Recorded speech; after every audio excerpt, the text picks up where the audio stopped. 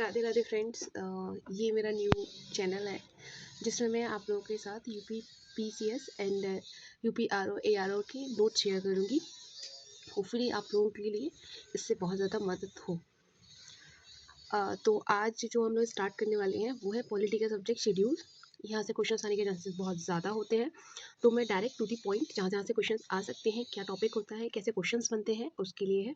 तो आप देखिएगा, जैसे हमारे शेड्यूल में सबसे पहले जो ओरिजिनली शेड्यूल्स बनाए गए थे वो थे 8 शेड्यूल्स मेंशन थे, लेकिन धीरे धीरे करके कुछ ऐड ऑन हुए, तो अभी फ़िलहाल टोटल जो है वो है 12 शेड्यूल।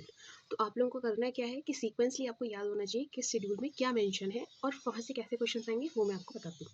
जैसे अगर हम फर्स्ट शेड्यूल की बात करें, तो फर्स्ट शेड्यूल में जो सब्जेक्ट है वो है name of the state and UTs and their territorial jurisdiction and their extent respectively. इसका मीनिंग ये हुआ कि इंडिया में जितनी स्टेट है, जितनी यूटीज़ है, उनका नाम क्या होगा, उसकी जो टेरिटरी है वो कहाँ तक लाई करती है। अगर गवर्नमेंट को किसी भी स्टेट को जैसे उसका एरिया चेंज करना है, बढ़ाना है या कम करना है, जो भी कुछ करना है, स्टेट और यूटी के एरिया और उसकी जुरिडिक्शन के अकॉर्डिंग जो भी कुछ करना है वो सब मैटर आता है शेड्यूल 1 के अंदर। वहीं अगर हम शेड्यूल 2 के अंदर आते हैं, तो शेड्यूल 2 के अंदर क्या बताया जाता है कि जो एम्यूलेंट्स है, अलाउंसेस हैं, प्रिविलेजेस हैं, जो भी सबको मिलने वाला है उस सब का बायोडेटा रहता है शेड्यूल 2 के अंदर। अब यहाँ पे मोस्ट इंपॉर्टेंटली आप लोग याद रखेंगे कि ये जो अलाउंसेस है, प्रिविलेजेस मिल रहे हैं, वो किस किस की बात कर रहे हैं। वो सारी पोस्ट की बात नहीं करते हैं, कुछ लिमिटेड पोस्ट हैं जिनकी ही बात करते हैं। तो डायरेक्ट यहाँ से क्वेश्चन आ सकता है कि वो किसकी बात कर रहे हैं, किसकी बात नहीं कर रहे हैं, तो आपको याद होना चाहिए। जैसे प्रेसिडेंट, और प्रेसिडेंट के अपोजिट प्रेसिडेंट गवर्नर, ठीक है। ऐसे ही speaker and deputy speaker of Lok Sabha and legislative assembly of the state, ठीक है। साथ ही साथ chairman and deputy chairman of Rajya Sabha and council of state and जो जज हैं सुप्रीम कोर्ट के, हाई कोर्ट के एंड कैग, इन सभी के लिए जो भी एम्बुलेंस हैं, अलाउंसेज हैं, प्रिविलेजेस हैं, वो सब हमारे शेड्यूल नंबर 2 में आते हैं। अब हम बात करते हैं शेड्यूल नंबर 3। तो शेड्यूल नंबर 3 में आता है कि ओथ या अफर्मेशन किस किस के लिए है। अब यहाँ भी आपको याद रखेंगे किस किस की ओथ या अफर्मेशन की बात हो रही है। जैसे पहले यूनियन एंड स्टेट मिनिस्टर, ठीक है, candidate for election to parliament and state legislature, इसके अलावा member of parliament, state legislature, जजेस of supreme court, high court and CAG. तो अगर यहाँ पे आप ध्यान से देखें तो यहाँ पे ना तो कहीं प्रेसिडेंट का मेंशन है, ना ही कहीं गवर्नर का मेंशन है, ठीक है। तो ये छोटी छोटी चीज़ें हैं जो हम लोग लाइक कर जाते हैं, यहीं से क्वेश्चन आ जाते हैं, ठीक है। अब फोर्थ में क्या बात हुई है, allocation of seats in Rajya Sabha to the state and UTs. आप आगे जाके पढ़ेंगे तो राज्यसभा में जो स्टेट होती है उसके रिस्पेक्ट में सीट अलॉटेड होती है। जैसे यूपी के लिए हाईएस्ट है, ठीक है, कुछ स्टेट के लिए 1 है, कुछ के लिए 2 है, तो किस सीट के लिए कितना अलोकेशन होगा वो हमारी बात होती है शेड्यूल नंबर 4 में, ठीक है। अगर आप शेड्यूल नंबर 5 में आते हैं तो आप यहाँ पे ध्यान रखिएगा, provision related to administration control of scheduled tribes and scheduled area. याद रखिएगा, मतलब जो शेड्यूल ट्राइब्स होती हैं, शेड्यूल एरिया होता है, कितना एरिया शेड्यूल ट्राइब के लिए अलोकेटेड होगा, उसका एडमिनिस्ट्रेशन कौन करेगा, कैसे करेगा, तो इससे रिलेटेड डेटा रहता है 5th शेड्यूल में। अगर आप आते हैं 6th शेड्यूल में, तो यहाँ पे याद रखिएगा, यहाँ पर भी ट्राइबल से रिलेटेड ही है, प्रोविजन रिलेटेड टू ट्राइबल ही है, लेकिन किस किस के लिए, सिर्फ और सिर्फ 4 स्टेट के लिए। कौन कौन सी, असम, मेघालय, त्रिपुरा एंड मिजोरम। अगर आप देखेंगे तो कई बार क्वेश्चन आया गया कि कौन कौन सी स्टेट है, जैसे असम, मेघालय, त्रिपुरा, मिजोरम तो है। अब वो क्या करते हैं एग्जामिनर कि मिजोरम को हटा के मणिपुर लगा दिया और बोलेगा कि इनमें से कौन सी ऐसी स्टेट है जिसका शेड्यूल नंबर 6 में एक्सप्लेनेशन नहीं दे रखा है, ठीक है। तो आपको 4 स्टेट याद रखनी है, असम, मेघालय, त्रिपुरा एंड मिजोरम। ये 4 स्टेट की ही बात होती है जिसके ट्राइबल्स एरिया की बात होती है 6th प्रोविजन में, ठीक है। अगर आप 7th में आते हैं तो 7th में क्या होता है, power division of union and state. इसका मतलब क्या हुआ कि कुछ एरिया ऐसे होते हैं जिन्हें यूनियन के पास ही पावर होती है कि वही हाईलाइट करेगा कि जैसे डिफेंस रिलेटेड जो भी ऑर्डर पास करने होते हैं, जो भी फैसले लेने होते हैं, जो पावर होती है वो यूनियन के पास होती है, ना कि किसी भी स्टेट के पास होती है। वहीं अगर आप पुलिस की बात करते हैं तो पुलिस से रिलेटेड जो भी होते हैं, जैसे आपने शायद देखते हैं UP police, MP police, Maharashtra police, ठीक है। तो ये आ जाता है किसके अंदर, स्टेट के अंदर, ठीक है। जबकि यूनियन के अंदर जैसे आप लोग देखते हैं डिफेंस, आप नेवी देखते हैं, ठीक है, आर्मी ऑफिसर, नेवी ऑफिसर, ना तो कभी ये होता है ना यूपी नेवी ऑफिसर, ऐसा तो कभी नहीं होता। तो वो चले जाते हैं किसके अंदर, यूनियन के अंदर। वहीं कुछ ऐसे भी होते हैं जहाँ पे यूनियन और स्टेट दोनों को ही पावर है।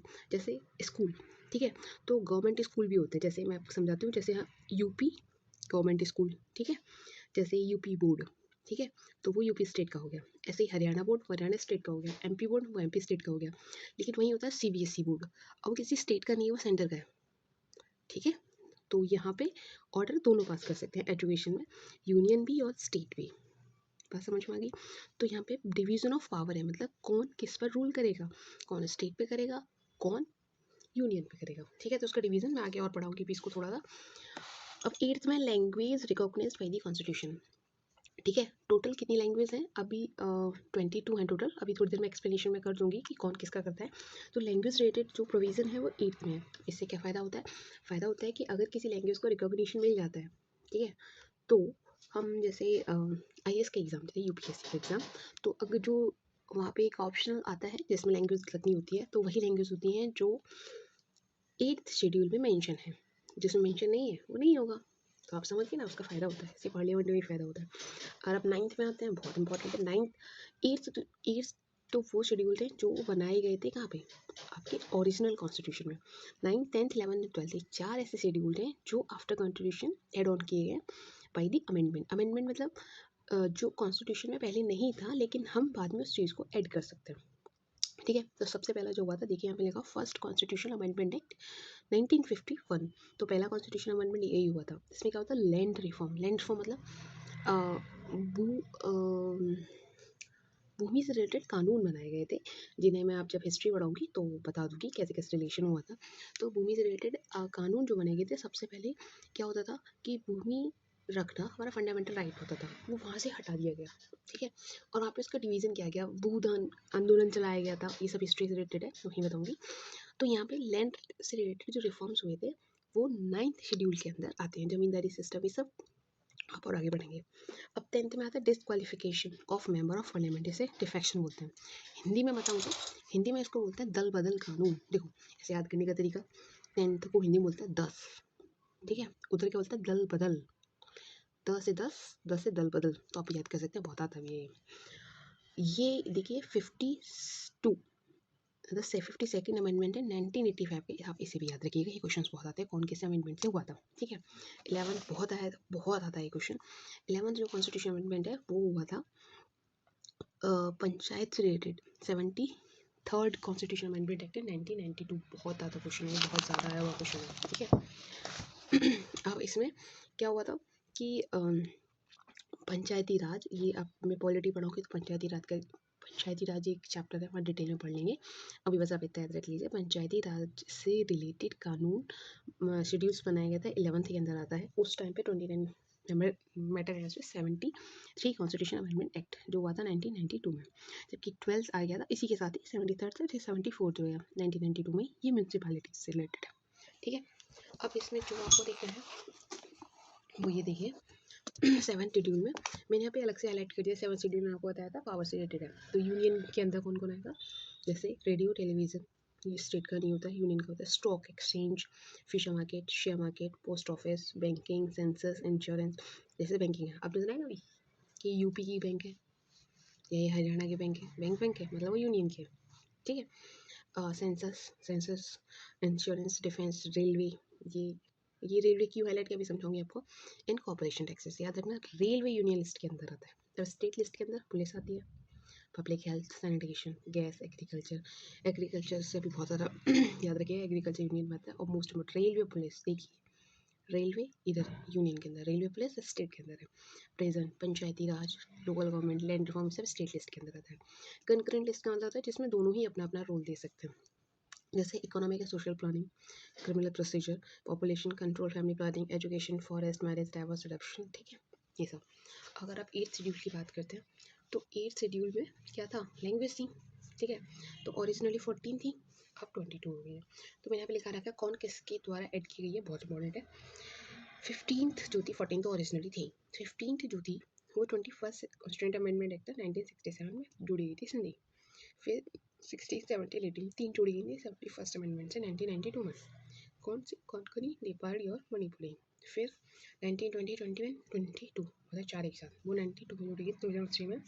बोडो, डोगरी, मैथाली और संथाली। ठीक है, नोट करके पढ़ने का हुआ है कि उड़िया का नाम उड़िया हो गया था 96 कॉन्स्टिट्यूशन अमेंडमेंट एक्ट 2011। अब ये आप मुझे बताएंगे कमेंट बॉक्स में कि ये किस शेड्यूल के अंदर आता है नाम को चेंज करना। ठीक है, आई होप आपको समझ में आया हो। आपको जैसा भी हो आप अपनी कमेंट नीचे दीजिएगा।